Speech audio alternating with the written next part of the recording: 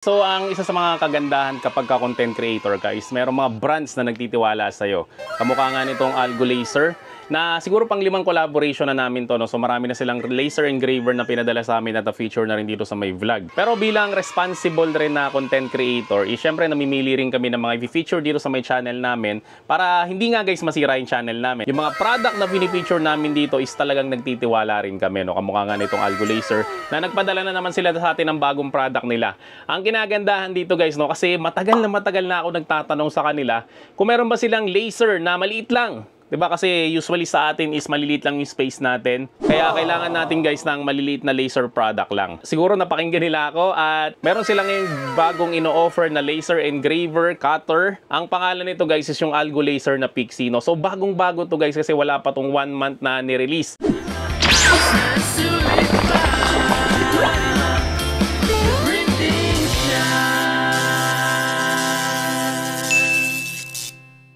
So guys, ito yung pinadala sa atin ng Algo Laser, no? So dalawa tong box. So unahin na natin to guys, itong box ng Pixie. So nandito sa may harapan niya nakalagay Pixie Smart Laser Engraver with Enclosure. Powered by Algo OS, no? So nakakatuwa, meron silang sariling OS na. Yung dati kasi mga unang pinadala sa atin, wala siyang sariling OS. Nagda-download ba ako ng Lightburn na kailangan pang bayaran yung mismong Lightburn. Tapos nagkameron sila ng sariling app doon sa may cellphone. So mas madali na mag-laser through cellphone. Pero ngayon, ito mismo meron siyang built-in na OS doon sa may loob ng laser niya. So max speed is 12,000 mm per minute. Engraving area is 100 by 100 mm, no? So very compact to. So maliit lang siya. Kasi mga unang pinapadala sa atin is 400 by 400 mm, no? So ito guys, bagay ito sa mga maliliit lang ang mga working area nila. Tapos syempre meron siyang connection na Wi-Fi. So 2.4G or pwede rin USB Type-C. So touchscreen siya, pwede rin siya sa may PC using laser GRBL, yung una nating ginagamit dati kasi libre lang yon. Or pwede rin guys, kung gusto mong medyo advanced yung gagawin mo na mga engraving or pagka-cutting through laser is gumamit ka guys ng Lightburn. So ito naman guys yung mga supported format niya, JPEG, SVG. SVG files guys, ito yung ginagamit ko kapag nagli-laser. And syempre kapag nagka-cut ng stickers ng mga SVG file yun guys. PNG, bitmap, G-code, CAD, AI, CorelDRAW. Yung CDR guys is CorelDRAW yan, DWG, and more. Tapos yung product size niya guys, maliit lang siya, no? So 264 by 214 by 195 mm lang siya. So sa loob, syempre meron tayong instruction manual na siguraduhin natin guys na basahin nyo muna to bago nyo guys i-operate to, no? Para siguradong maging safe at walang maging problema guys sa inyong paggamit itong laser. Tapos guys, ito meron siyang pen. So pwede mong idot-dot kasi nga touchscreen yung kanyang screen. Then dito muna tayo. Ito may mga material siya na pwede natin gamitin. So meron siyang wood para matesting nyo muna. Then meron siyang black acrylic. Tapos mga zip tie. Ito naman is black acrylic rin na kasing laki ng calling card. And syempre brush, panglinis. Tapos ito OTG para sa USB Type-A. Allen wrench, pang sikip. Then ito yung hammer tool o yung guide niya. So ito na guys yung pinaka laser engraver natin na Pixie, no? So nandito yung touchscreen niya na panel. Then ito yung takip niya. Tapos sa may bandang likod niya, yan, syempre merong fan. Power switch, on off. Ito yung Type-C, yung paglalagay natin ng OTG. Tapos dito nilalagay yung kanyang power adapter. Tapos ito guys, lalagyan to ng hammer kanina, ito. So yan yung mga nakakatuwa sa mga ganitong product eh. Yung mga maliliit na detalye na alala pa nilang gawin. Then ito guys, meron siyang saksakan. Yan para sa rotary. So meron siyang power adapter nga. Then USB Type-C to Type-A na cable. Tapos ito guys, yung exhaust niya, humahaba to yun. Yan, satisfying. Pwede natin siyang ilagay dito sa may likod. Yan, para ito ay tutok doon palabas ng inyong shop para hindi kayo masuffocate dun sa may usok. Then next naman natin guys, ito namang isa niya pang kasama na box. Ano kaya itong gift na to? Alauna, alas 2, alas 3. Sana tablet. Taran! Uy, grabe, nakalagay po. Sweet nyo naman. To Marlon Ubaldo. Ganda pa ng sulat, oh. Grabe, oh. Naalala niyo yung panahon ng Harry Treyna, di ba? Ganyan yun. Dear Marlon, Natag Laser release marks the future of diode laser industry. That's why we created Pixie, a easy to use smart laser engraver where you can sketch, type, or important images and engrave instantly. No complex setup, just easy for creativity.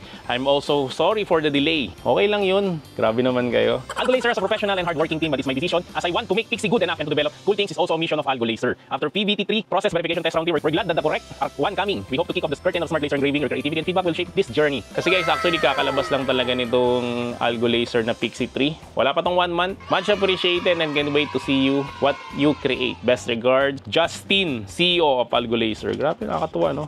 Gumawa rin kaya ako ng ganito sa mga customer namin, no? May palabletter pa ako. So marami siyang mga kasama pang mga materials dito na pwede nating pagtestingan. So keychain na leather, dami nilang kasama sa package, nakakatuwa. Mga kahoy na keychain.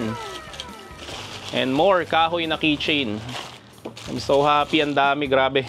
Isang plastic ng keychain pinadala sa atin. Salamin to guys, para hindi ka mabulag. Tapos ito pa, marami pa pang materials dito. Kakatuwa naman, mga lawanet. Yan, ang dami nating pwedeng pagtestingan. Ito ay, name card. Ang dami nilang pinadala, oh. Saya naman ito. Tapos mga kable guys, para sa rotary roller. Then ito na yung pinaka rotary roller natin, no? So ito guys, ginagamit to sa mga ganito. Yung mga flask.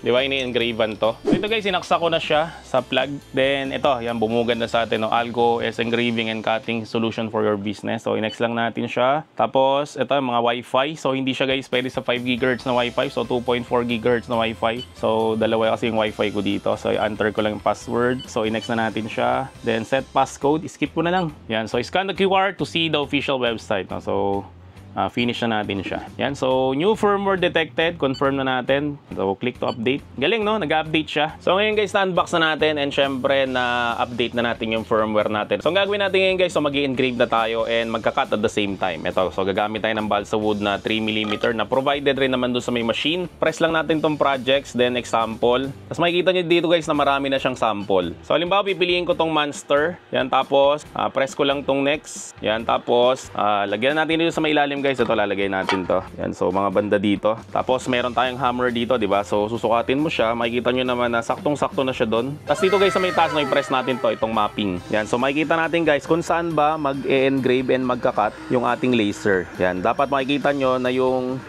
laser na yon is dapat tumatama doon sa may loob. So ibaba pa natin siya ng konti. Yan, tapos try natin ulit i-mapping. Yan, makikita nyo na doon siya pupunta. Okay, so hindi natin siya igigitna kasi para magamit pa natin yung ibang space pa. So kapag okay na tayo dun guys, no, pwede na nating press tong start. Yan, pero makikita nyo dito na meron siyang warning. Close safety lead to start engraving automatically, no? So ignore na lang natin siya para makita natin guys kung paano ba mag-engrave dun sa may loob. Then ipe-press ko lang tong play. So again guys, gamitin nyo to, itong goggles na to na provided rin naman doon sa may machine kasi masyado talaga siya masakit sa mata. Alam naman natin na ang laser is nakakabulag. So tingnan nyo to, pag nilagyan natin siya nito, di ba hindi na siya ganun kasakit sa mata. So lagi nyo tong gagamitin or mas maganda, isasara nyo to.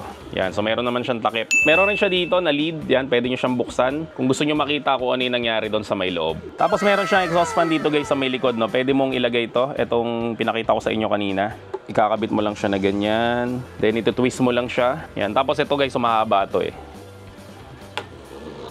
Tapos guys, pag umaba siyang ganyan, ito pwede mong itutok doon sa may labas ng bintana nyo para doon nalalabas guys yung mga usok. So dito guys, makikita nyo dito meron siyang oras at percentage kung ilang minutes siya matatapos, di ba? So hindi natin kailangan gumamit ng PC, hindi natin kailangan gumamit ng cellphone. So meron na siyang sariling OS niya. Yan, nakalagay na nakaka 3 minutes na tayo, then matatapos siya in 4 minutes na lang. So hintayin lang natin siya guys matapos. Guys, again, sobrang usok nito. So make sure lang na merong may hika sa inyo or merong sakit sa baga na papapasukin nyo dun sa may shop nyo, no? Kasi talagang may hirapan silang huminga kasi nga sobrang usok talaga guys ng kahit anong klase ng laser, basta ginagamit mo guys, no, sa kahoy lalo. So iangat natin para makita ulit natin yung nasa loob. Yan, so tapos na guys yung engraving process natin. So ang sunod na ginagawa niya naman ngayon is kinakat niya na. Yan, o, tingnan nyo yun, o. Galing, o. Diba? Parang lightsaber sa Star Wars. So guys, yan, natapos na yung ating pag-engrave and cut at the same time, no? So ito, kukunin ko na siya. Tingnan nyo ito, o. Diba? Yan, o, nakakalas na kaagad siya. Ito yung nagawa natin. Ang cute! So next naman natin guys ay try naman natin tong Algo type. Yan, so magta-type tayo ng pangalan dito. Halimbawa is yan, Marlon yung pangalan ko. Tapos okay natin. Tapos next natin siya guys. Then press natin tong processing. Okay, so pwede natin siyang lakihan. Pwede natin siyang liitan. Tapos guys, again, press natin tong mapping. So doon tayo sa baba para makita natin guys kung nasa loob ba nung i-engrave natin yung laser. Yan, so nakita naman natin na sakto siya doon sa may loob. Press na natin tong start. So use nyo ulit yung safety goggles natin para mabawasan yung kintab nung laser. Yan, o, kita nyo naman. Yan, so tapos kagad siya. Diba, ang bilis niya lang. Tapos try naman natin to guys, itong Algo Sketch, no? So itong pinangdudot-dot natin kanina, na-open to. Itong kabilang side niya. Ito yung pandut-dot, ito naman yung parang pen. So Algo Sketch tayo. So lagay rin natin dito is Marlon. So next natin, processing. So dito natin guys sa may bandang ilalagay. Press natin tong start. So guys, ito tapos na rin natin na engrave yung sinulat ko. So ang final natin na gagawin guys, no? So ito, gagamitin natin tong rotary roller. Tapos meron siyang kasamang wire. Sin lang natin tong mga tornilyo na to. Tapos gamitin lang natin to guys, itong mahabang wire and syempre itong maiksing wire. Tapos itong isang to is ikakabit natin siya dito. So pag nakabit na natin to guys, no, ang gagawin natin, iaangat natin to. So press natin tong machine, then working mode, tapos ito ARR roller mode. So, gawin natin siyang horizontal. So gawin natin guys, no, press natin tong project, then itong SD card, engraving materials, ito na lang, itong compass. Yan, so engraving natin, tapos processing. Press ko lang tong start. Yan, so makikita nyo dito guys, meron akong ginawang pusa dito, tapos yun may linya doon, no? So syempre nagta-trial and error tayo. Then ito naman yung pinaka gagawin talaga natin, yung compass. So ito guys, tapos na siya. Yan, so punasan ko lang siya para makita natin yung detalye. Yan, so hindi na mabubura yan guys kasi naka-laser engrave na yan. So sa ngayon guys, so yan muna ipapakita ko sa inyo, nakakayahan itong Algo Laser na Pixie. Kasi next time guys, ipapakita ko naman sa inyo kung paano ba siya gumagana through cellphone at syempre paano siya gumagana through laptop. No? So pinakita ko lang sa inyo guys, yung kinagandahan niya guys na meron na siya sariling OS, which is yung Algo OS. Nakita nyo naman na hindi tayo gumamit ng laptop, hindi tayo gumamit ng cellphone. Ito lang mismo yung ginamit natin pero nakagawa tayo nito. Ito, nag-engrave tayo ng pangalan. Syempre, yung handwritten ko rin ng pangalan.